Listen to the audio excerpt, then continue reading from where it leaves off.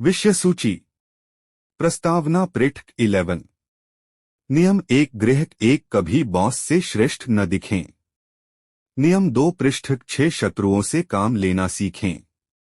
नियम 3 पृष्ठ 12 अपने इरादे छिपाकर रखें। नियम 4 पृष्ठ 18 हमेशा जरूरत से कम बोलें। नियम 5 पृष्ठ 24 प्रतिष्ठा पर बहुत कुछ निर्भर करता है, हर कीमत पर इसकी रक्षा करें। नियम 6 पृष्ठ 30 हर कीमत पर सबका ध्यान आकर्षित करें। नियम 7 पृष्ठ 35 काम दूसरों से करवाएं लेकिन श्रेय खुद लें। नियम 8 पृष्ठ 40 दूसरों को अपने पास बुलाएं, जरूरत पड़ने पर दाना भी डालें। नियम 1 पृष्ठ 46 बहस से नहीं, अपने कामों से जीतें। नियम 10 पृष्ठ 51 संक्रमण दुखी और बदकिस्मत लोगों से बचें। विषय सूची। नियम 11 पृष्ठ 56 लोगों को अपने पर निर्भर बनाना सीखें। नियम 12 पृष्ठ 61 शिकार को निरस्त करने के लिए थोड़ी सी ईमानदारी और उदारता का इस्तेमाल करें। नियम 13 पृष्ठ 66 मदद मांगते समय दया या कृतज्ञता की नहीं बल्कि स्वार्थ की दुहाई दें। नियम 14 पृष्ठ 71 मित्र की तरह दिखें लेकिन काम जासूस की तरह करें। नियम 15 पृष्ठ 76 अपने दुश्मन को पूरी तरह से मिटा दें। नियम 16 पृष्ठ 81 सम्मान पाने के लिए दूरी बनाएं।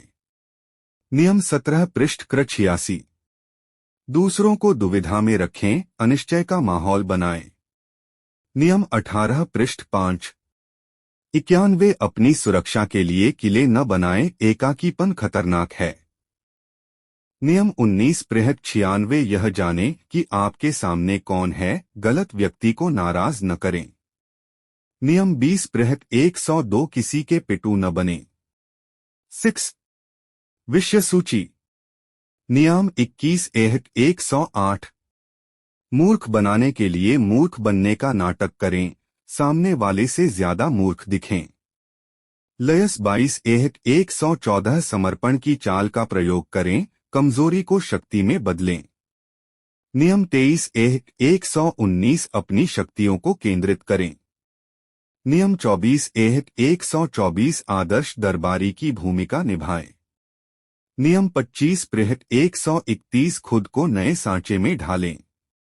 निचन 26 पृष्ठ 136 अपने हाथ साफ रखें।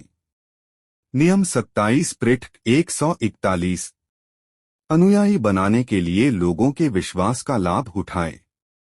नियम 28 पृष्ठ 147 बहादुरी के साथ काम करने उतरें। नियम 29 पृष्ठ 152 अंत तक पूरी योजना बनाएं।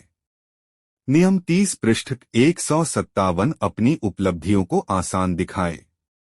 विषय सूची 7 नियम 31 पृष्ठ 162 विकल्पों पर नियंत्रण करें, दूसरों को ताश के उन पत्तों से खिलाएं जो आपने बांटे हैं। नियम 32 पृष्ठ 167 लोगों की फंतासियों के साथ खेलें। नियम 33 पृष्ठ 173 हर व्यक्ति की कमजोर नस पहचानें। नियम 34 पृष्ठ 179 शहंशाहों की तरह रहें, सम्राट जैसा सम्मान पाने के लिए सम्राट की तरह काम करें। नियम 35 पृष्ठ 184 टाइमिंग की कला में माहिर बने। नियम 36 पृष्ठ 190 जो चीजें आप पा न सकें उनका तिरस्कार करें, उन्हें नजरअंदाज करना ही सर्वश्रेष्ठ प्रतिशोध है। नियम 37 पृष्ठ 195 चकाचौंध का आभामंडल बनाएं। नियम 38 पृष्ठ 200 जैसा चाहे सोचें लेकिन व्यवहार सबके जैसा करें। नियम 39 पृष्ठ 205 मछली पकड़ने के लिए पानी हिलाएं। नियम 40 पृष्ठ 211 मुफ्त लंच का तिरस्कार करें। 8 विषय सूची। नाद्यान्न 41 पृष्ठ 217 महान व्यक्ति का अनुसरण न करें। नियम 42 पूछ 772 गडरिये को मार दें, भेड़ें तितर बितर हो जाएंगी। नियम 43 पृष्ठ 227 दूसरों के दिल और दिमाग पर काम करें। लियास 44 पृष्ठ 232 दर्पण दिखाकर निरस्त्र और क्रोधित करें।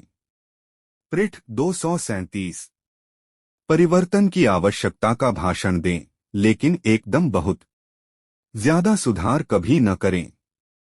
नियम 46 पृष्ठ क्र 242 बहुत आदर्श नजर न आए। नियम 47 पृष्ठ 248 लक्ष्य से आगे न जाए, सीखें कि जीतने के बाद कहाँ रुकना है। नियम 48 पृष्ठ 253 निराकार बने। प्रस्तावना शक्तिहीन होना हम में से किसी को भी पसंद नहीं होता है। असहाय या अशक्त होने पर हम दुखी हो जाते हैं। कोई भी अपनी शक्ति घटाना नहीं चाहता है, सभी अपनी शक्ति बढ़ाना चाहते हैं। बहरहाल लोगों को यह नहीं लगना चाहिए कि हम शक्ति के भूखे हैं। शक्ति पाने के हमारे दावपेंच किसी को नजर नहीं आने चाहिए। हमें हमेशा न्यायपूर्ण और नेक दिखना चाहिए, इसीलिए हमें शक्ति पाने के सूक्ष्म दावपेंचों की जरूरत होती है। सफलता का सूत्र यह है कि चालाक होने के बावजूद हम नेक और प्रजातांत्रिक दिखें।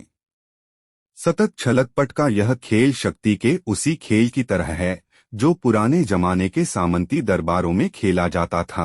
पूरे इतिहास में शक्तिशाली व्यक्ति महाराजा, महारानी या सम्राट के चारों तरफ हमेशा एक दरबार लगा रहता था। दरबारी अपने स्वामी के निकट आने की कोशिश तो करते थे, लेकिन वे जानते थे कि अगर वे खुलकर चापलूसी करेंगे या शक्ति पाने की कोशिश करेंगे तो बाकी दरबारियों का ध्यान उनकी तरफ चला जाएगा और वे उनके इरादों को नाकामयाब कर देंगे। यही वजह थी कि वे सूक्ष्म तरीकों से अपने स्वामी का दिल जीतने की कोशिश करते थे।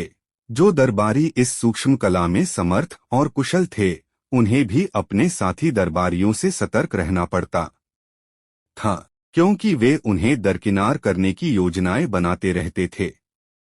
दरबार सभ्यता और सुसंस्कृति की पराकाष्ठा माना जाता था, इसलिए वहां शक्ति की हिंसक या खुली चालों को पसंद नहीं किया जाता था। जो दरबारी शक्ति का खुला प्रयोग करते दिखते थे, दूसरे दरबारी गोपनीय रूप से उनके खिलाफ काम करने लगते थे।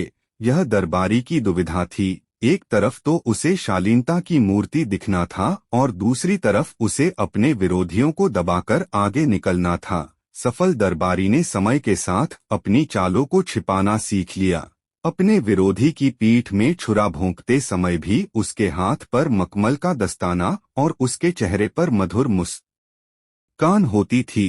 खुले विश्वासघात या बल प्रयोग के प्रस्तावना 11 बजाय आदर्श दरबारी प्रलोभन, सम्मोहन, धोखे और सूक्ष्म रणनीति से अपना उल्लू सीधा करता था। वह हमेशा कई कदम आगे तक की योजना बनाता था। दरबारी जीवन एक अंधहीन खेल था जिसमें सतत सावधानी और रणनीतिक चिंतन की जरूरत होती थी। यह सभ्य युद्ध था। आज हम भी दरबारियों जैसे ही विरोधाभास का सामना कर रहे हैं। हर चीज सभ्य, नेक, प्रजातांत्रिक और न्यायपूर्ण दिखनी चाहिए, लेकिन अगर हम सचमुच इन गुणों के हिसाब से चलेंगे तो हमारे आसपास के ज्यादा समझदार लोग हमें कुचल देंगे। जैसा पुनर्जागरण काल के कूटनीतिज्ञ और दरबारी निकोलो मैकियावेली ने लिखा है, जो व्यक्ति हमेशा अच्छा बनने की कोशिश करता है, बहुसंख्यक बुरे लोगों की दुनिया में उसका विनाश तय है।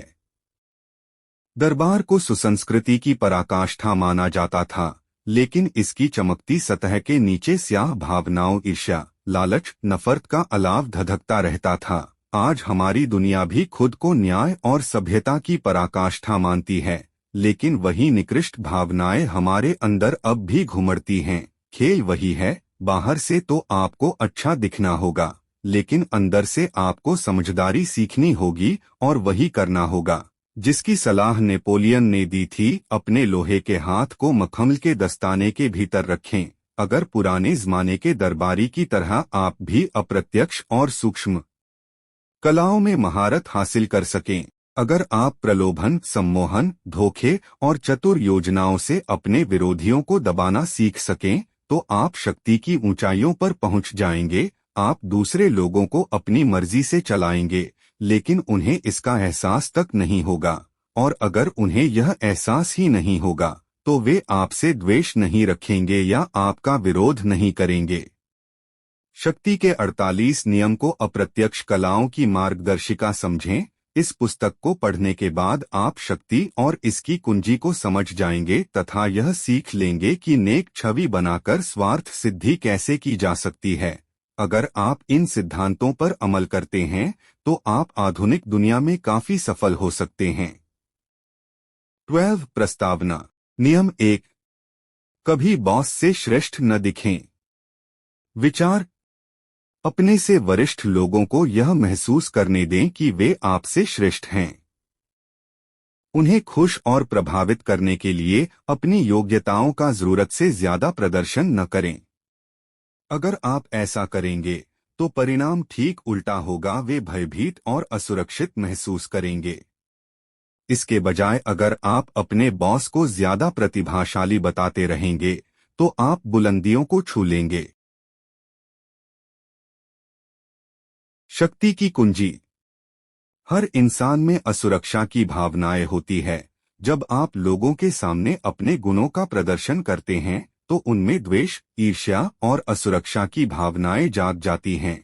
यह स्वाभाविक है और इसका कोई इलाज नहीं है। दूसरों की ओछी भावनाओं की चिंता करके आप अपनी जिंदगी बर्बाद नहीं कर सकते। बहरहाल, अपने से ऊपर बैठे लोगों के प्रति आपको एक अलग नीति अपनाना चाहिए। बॉस से श्रेष्ठ दिखना या उससे ज्यादा प्रभावशाली दिखना शक्ति हासिल करने की राह में शायद सबसे बड़ी गलती होती है।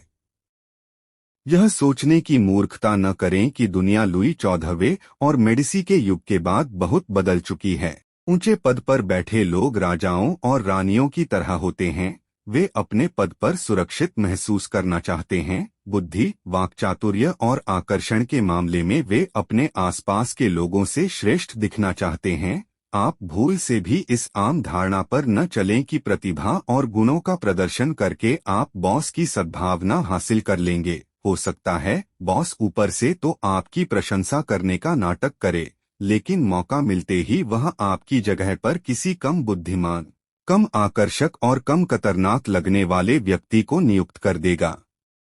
आपको यह जान लेना चाहिए कि इस नियम के दो पहलू हैं। पहली बात, हो सकता है 2 नियम 1, आप कोशिश किए बिना ही अपने बॉस से श्रेष्ठ या ज्यादा दैदीप्यमान दिखते हो। बहरहाल, कुछ बॉस दूसरों से ज्यादा असुरक्षित महसूस करते हैं। हो सकता है कि अपने आकर्षण और गुणों की बदौलत आप बिना कुछ किए ही उनसे ज्यादा प्रभावशाली दिखते हो। अगर आप अपने आकर्षण को कम करना चाहें तो भी कम से कम आपको आत्म प्रदर्शन के इस दैत्य से बचना चाहिए और बॉस के साथ रहते समय अपने अच्छे गुणों को दबाने का तरीका खोजना चाहिए।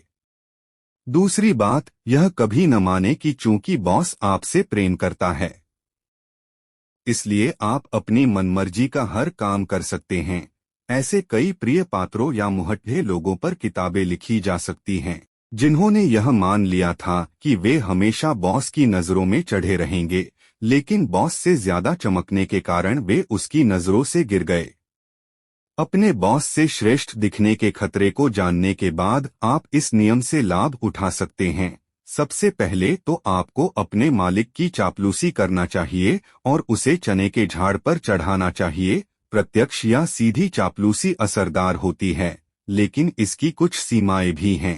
प्रत्यक्ष चापलूसी बहुत स्पष्ट होती है और साफ दिख जाती है। इसके अलावा यह दूसरे दरबारियों को भी चुभ जाती है। इसके बजाय अप्रत्यक्ष या छिपाकर की गई चापलूसी बहुत शक्तिशाली होती है।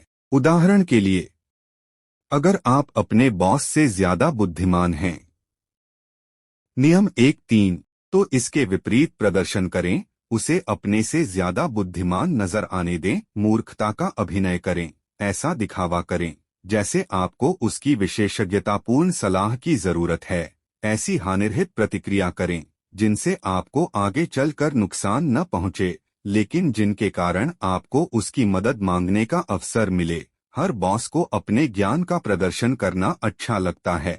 अगर आप अपने बॉस के अनुभव खजाने से सलाह नहीं मांगेंगे तो वह आपके प्रति आक्रोश और दुर्भावना रख सकता है। अगर आपके विचार अपने बॉस के विचारों से ज्यादा रचनात्मक हैं तो सबके सामने उनका श्रेय उसे ही दें। सबको यह स्पष्ट बता दें कि आपकी सलाह दरअसल बॉस की सलाह की प्रतिध्वनि मात्र है। अगर आप अपने बॉस से ज्यादा सामाजिक और उदार हैं, तो आपको सावधान रहना चाहिए। इस बात का ध्यान रखें कि आपका बॉस सूर्य है और आपको उसकी चमक रोकने वाला बादल नहीं बनना चाहिए। सबके सामने हमेशा बॉस को सूर्य साबित करते रहें, जिसके चारों तरफ हर व्यक्ति ग्रहों की तरह चक्कर लगाता है। उसे शक्ति और प्रकाश का पुंज बना दें, उसे ध्यान का केंद्र बना दें। इन सभी मामलों में अपने गुणों को छिपाना कमजोरी नहीं है, क्योंकि इसके परिणामस्वरूप आपको शक्ति हासिल होती है। जब आप बॉस को अपने से ज्यादा चमकने देते हैं, तो बागडोर आपके हाथ में होती है। आप उसकी असुरक्षा 4 नियम 1 के शिकार नहीं बनते हैं। यह उस दिन काम आएगा जब आप निचले पद से ऊपर उठने की कोशिश करेंगे। अगर आप बॉस को खुद से ज्यादा चमकने देंगे, तो वह आपको ईश्वर का दिया वरदान मानेगा और तत्काल आपकी तरक्की कर देगा। तस्वीर आसमान में सितारे। एक समय में सिर्फ एक ही सूर्य रह सकता है। कभी भी सूरज की रोशनी में बाधा न डालें या उसकी चमक से मुकाबला न करें। इसके बजाय आसमान में खुद को धुंधला बनाकर और सूर्य की रोशनी को अधिकतम बनाने के तरीके खोजें। विशेषज्ञ की राय अपने मालिक से ज्यादा तेजी से चमकने से बचें। किसी भी तरह की श्रेष्ठता लोगों को नापसंद होती है और वे उसकी निंदा करते हैं, लेकिन अपने बॉस से ज्यादा श्रेष्ठ दिखने की कोशिश तो मूर्खतापूर्ण ही नहीं बल्कि घातक भी हो सकती है। आसमान के सितारे हमें यही सबक सिखाते हैं। हो सकता है वे सूर्य जितने ही चमकदार हो, लेकिन सूर्य के चमकते समय वे नजर नहीं आते हैं। बाल्तेसर ग्रेशियन 1601 से 1658।